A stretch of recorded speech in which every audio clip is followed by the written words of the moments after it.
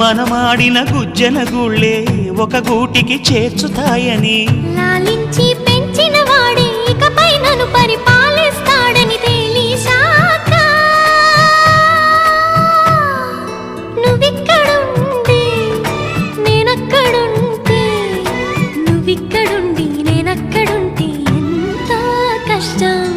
నువ్వు నేను కలిసుంటేనే నాకెంతో ఇష్టం. నువ్వు నేను మనమైతేనే ఇంకెంతో ఇష్టం.